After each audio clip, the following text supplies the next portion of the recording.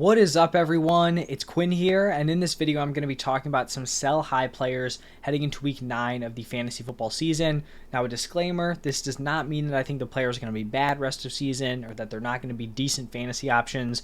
I just think they may have reached a peak in terms of their value, and this could be an opportunity to pivot off and bring in another player who could be better for you throughout the rest of the year. If you guys enjoy the video, hit that like button, subscribe to the channel. Also have my buy low players posted and then my waiver wire targets if you guys are interested. But let's dive into my first sell high player, and it is going to be Deandre Hopkins. Now, we saw Will Levis and D-Hop put on an absolute show in Levis's NFL debut. D-Hop had 4 receptions for 128 receiving yards and 3 receiving touchdowns, and I do think that with Levis looking impressive, Deandre Hopkins does deserve a bump rest of season from where, everyone valued him just heading into this week, right? He was kind of fading a little bit. Maybe he was viewed as like a back-end wide receiver 3, just due to the offense not being great. Tannehill kind of struggling, banged up. We didn't know what the quarterback situation was going to be like. So I do think DeAndre Hopkins is trending up due to Will Levis coming in and being impressive. But this was also an offense that was pretty anemic in terms of their passing attack heading into this game. They were averaging 206 passing yards a game. And I could be wrong, right? Maybe Will Levis goes out and just kills it throughout the rest of the season. But I don't really expect a rookie Will Levis to come in and just completely turn this into like a solid passing attack. Even like I think a league average passing attack feels a little optimistic at this point, and that's really not an indictment on Will Levis. I just don't think this is a great offense to be a part of at this point.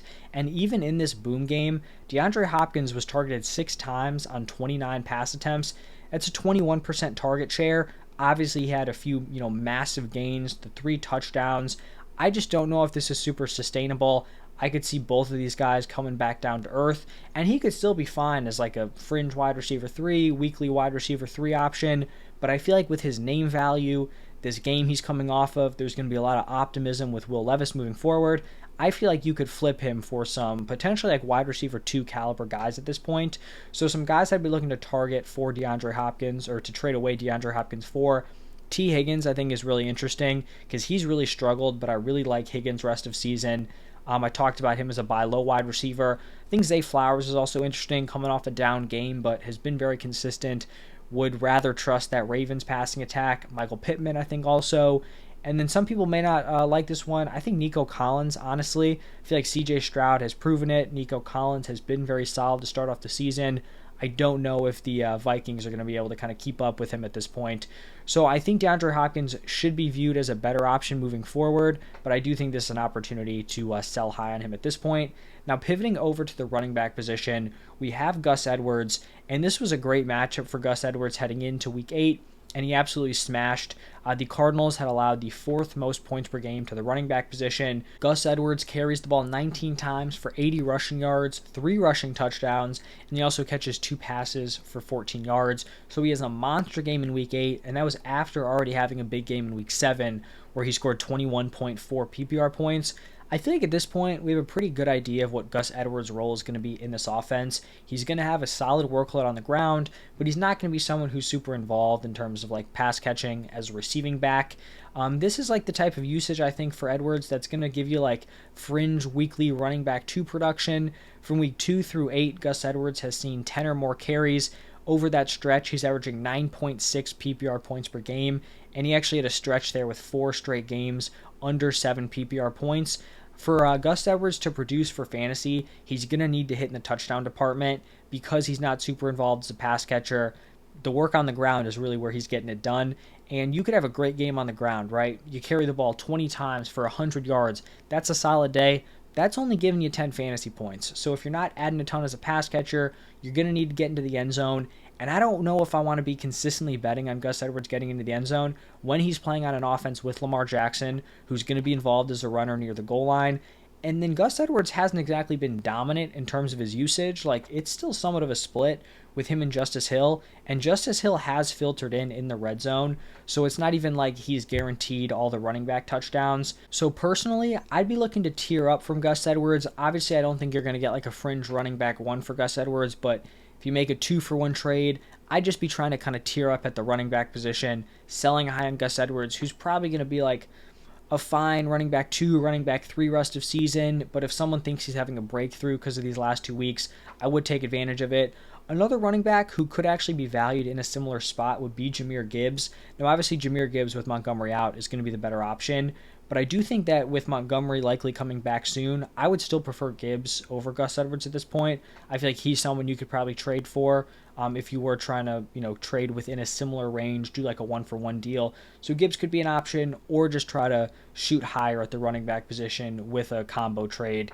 And then the final sell high player here is going to be Gabe Davis, coming off a big game on primetime, like selling high or buying low after the primetime games. He went 9 for 87 with a receiving touchdown, and I just think that if you want out on Gabe Davis, this is a great opportunity.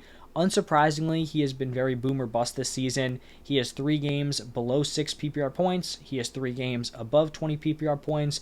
And overall, I will say he's been better than I thought he'd be, like in terms of his point per game numbers. He's averaging 12.8 PPR points per game, but he still hasn't shown an ability to command targets at a very high level, averaging under 6 targets a game. And without that consistent volume, it's just going to be very tough to have any sort of weekly floor.